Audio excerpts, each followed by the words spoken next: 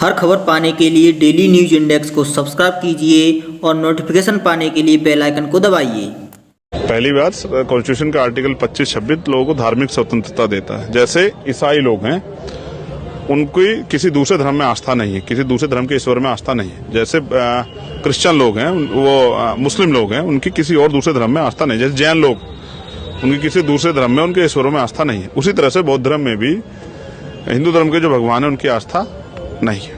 और उन्होंने तो तथागत बुद्ध ने जो आपो दीपक, अपना दीपक स्वयं बनो, उन्होंने तो ईश्वर की सत्ता को ही नकार दिया है कि ईश्वर कहीं है। और उसी ईश्वर की बात, उसी बुद्ध की बात देश के प्राइम मिनिस्टर भी करते हैं। दुनिया में जब जाते हैं कहते हैं मैं बुद्ध की धरती से आया हूँ। आपने देखा बुद्ध को मानने वाले लोग चाइना, थाईलैंड, कोरिया देखिए कैसे आगे बढ़ रहे हैं। और हम लोग यहाँ धार्मिक उसमें अभी तक जो हैं, और ईश्वर भी मदद नहीं कर रहे हैं यहाँ के लोगों की। पहली बार राजेंद्र पाल जी को ने अच्छा काम किया, नहीं वो लगातार कर रहे हैं। मैं कह रहा हूँ ये पहला उनका और सार्थक कदम है जिसको पूरी दुनिया में सराहा गया। मैं भी उनकी सराहना करता हूँ कि उन्होंने बहुत अच्छा कदम उठाया। बुद्ध का मार्ग ही मुक्ति का मार्ग है, मैं सहमत हूँ। सारे महापुरुषों ने कहा, बाबू साहब ने भी कहा, मान्यवर साहब ने भी कहा, मैं इससे सहमत हूँ।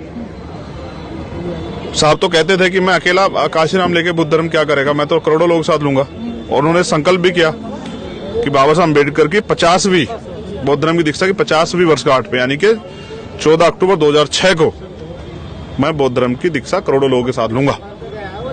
उससे पहले वो नहीं रहे, किन कारणों से उस पर हम लोग चर्चा ना करके हम ये कहते हैं अगर साहब रहते तो करोड़ों लोग आज बौद्ध धर्म, और आज हो सकता है कि जो अल्पसंख्यक का दर्जा वो भी खत्म हो गया होता।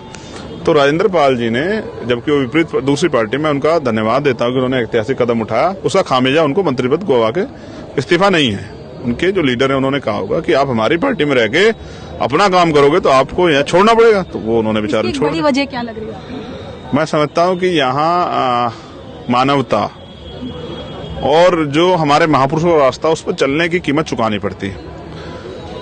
मैं उनके साथ हूँ, अगर वो इस कदम को आगे बढ़ाएंगे तो मैं उनके साथ हूँ। और हमेशा जो भी महापुरुषों के मिशन को आगे बढ़ाएगा, हम उनको आगे बढ़ाने का, उनको मदद करने का काम करें। हर खबर पाने के लिए डेली न्यूज इंडेक्स को सब्सक्राइब कीजिए और नोटिफिकेशन पाने के लिए बेल आइकन को दबाइए।